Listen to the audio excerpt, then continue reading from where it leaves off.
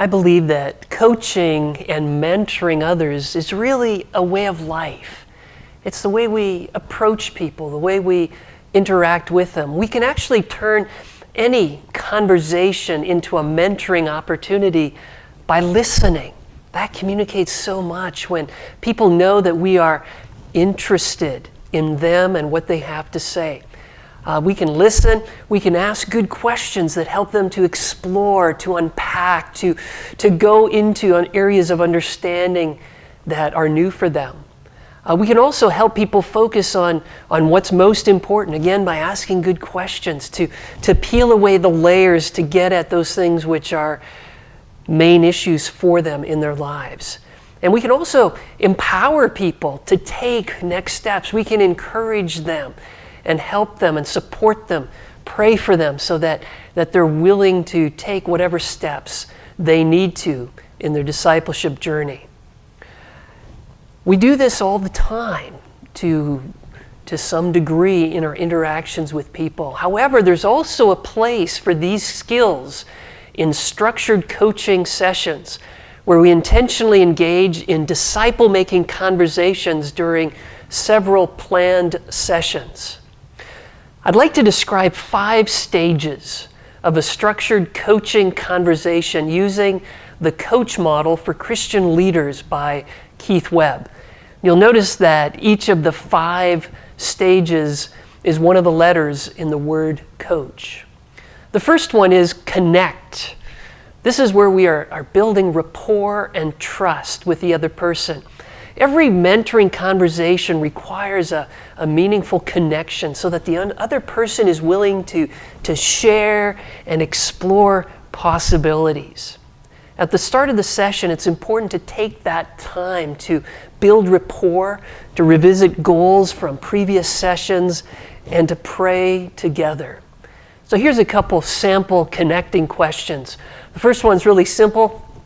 So how have you been? It allows them to share things that have been going on over the past week or two since you saw them last. Or what progress have you made on the action steps you identified last time? Notice that I use the word progress as opposed to asking them, so did you achieve the goals that you set out the last time that we met? I want to be able to celebrate progress. And so, even if they've taken a half step in the right direction, we can celebrate that accomplishment and build on it. So that's connect. The next stage in a structured coaching conversation is the outcome, to find out what the person would like to talk about. In a coaching session, it's highly beneficial for the coachee to actually identify the outcome for the conversation. This helps focus the conversation on what is most important to them, and it leads to better results. Now, when we ask good questions as a coach, this can probe beneath the surface of a presenting issue and uncover something that might even be more critical to discuss. It's kind of like you're a doctor, right? And someone comes into the clinic with a symptom, and you want to ask good questions that get to the underlying issue. Make sure that the outcome that you identify is achievable during the time that you have together. So here's a couple sample questions. What would be most helpful for us to work on today? Or what result would you like to take away from our conversation? The third stage is awareness. And here we're discovering more about the issue and current reality. One of the biggest benefits of coaching is that when we ask good questions, it can expand awareness around key issues that the coachee may need to address. We want to ask good, open-ended questions that do not lead the person in the direction we think they should go. People are actually much more likely to own and act on something if they discover it for themselves.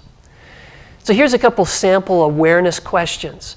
What are the key points in understanding the situation? All right, so you're getting them to look at it from different vantage points. Another question could be, what are some other factors that are influencing this situation. The fourth stage in a structured coaching conversation is course, determining next steps. All right, so you've connected, you've kind of built some rapport during that earlier stage. And by the way, sometimes issues will emerge during that initial connecting time. You've set an outcome that you believe you can achieve during your time together. You've built awareness. You've unpacked it. You've peeled away the layers. And now you're actually at a point where you can talk about action steps moving forward. Many coaching conversations fail to challenge the coachee to take action. The coach model gently pushes coachees to identify and follow through on 2 to 3 action steps that they believe will help them address key issues. The action steps should be SMART. That is, they should be specific, measurable, achievable, realistic, and time-bound, so that the coachee has a specific target and can sense when they're making progress. So here's some sample course questions, and they build on each other.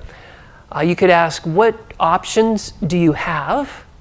All right, so what could you do moving forward to deal with this issue? Which of these options would you like to do? And then how will you do them? The fifth and final stage of a structured coaching conversation is highlights, to share lessons and goals.